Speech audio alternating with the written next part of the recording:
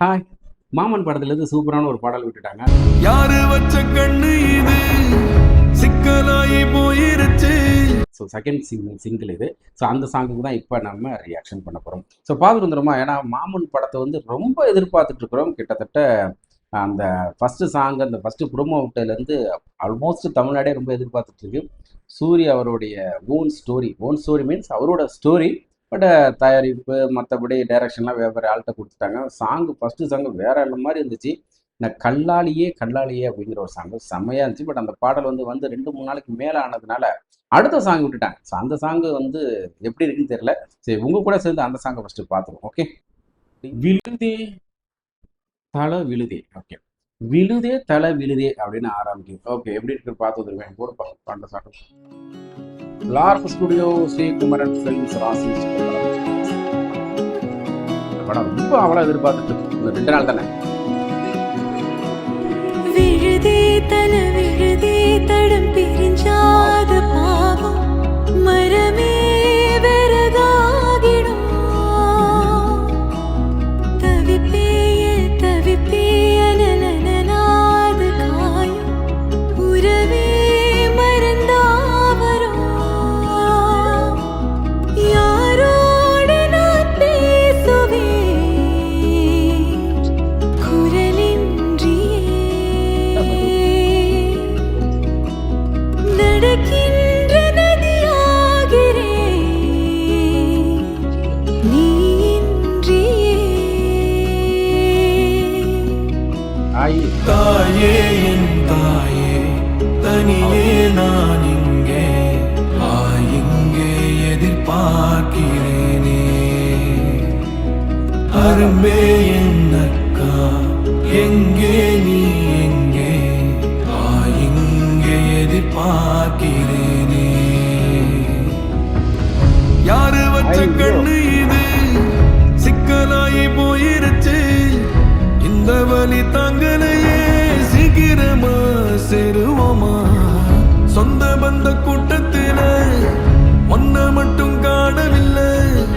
சுத்தி சனூர் இருந்தும் நீ இல்லைன்னா யாரும் இல்லை. தல விழுதே தனி வழி தடம் பிரிஞ்சாத பாவம் மரமே விறகாகிடும். இருக்காங்க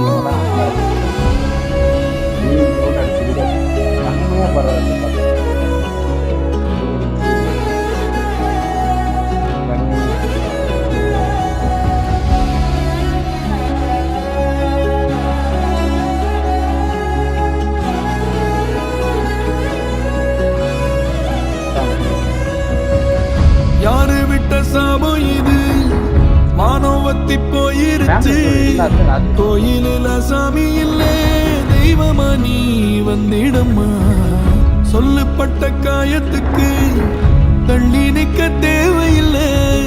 நெஞ்சுக்குள்ள மூச்சில்லையே தேடி வந்து காத்திடம்மா. தனவிழுதே தனி வழி தடம் பிரிஞ்சாத பாவம் மரமே விறகாகிடும்.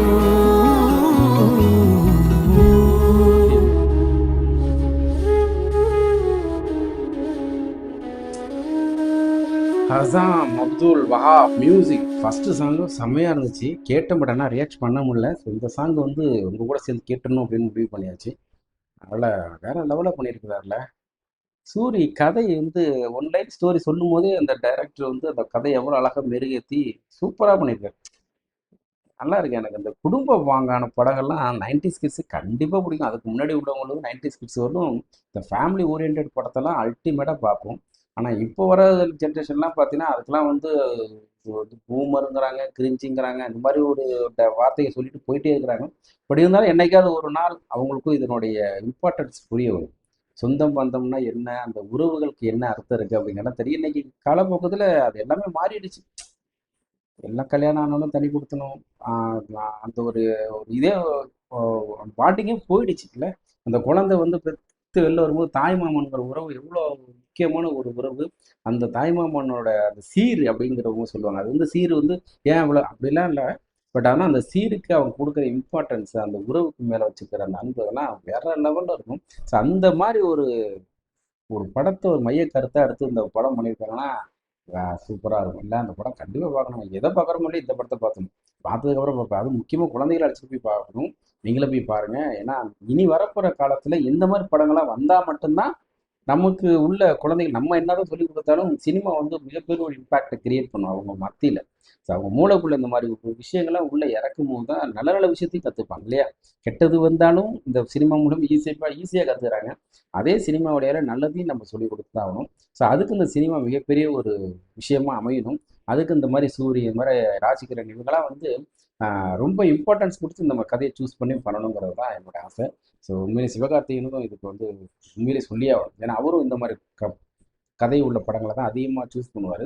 ஸோ அந்த வகையில் இவங்க 2 பேருக்கும் மிகப்பெரிய ஒரு தனிமையில் சினிமா வந்து ஒரு பெரிய ஒரு விஷயத்த காட்டும். அது என்ன சொல்கிறது, அவங்களெல்லாம் நம்ம பெருசாக கொண்டாடணும் இல்லை?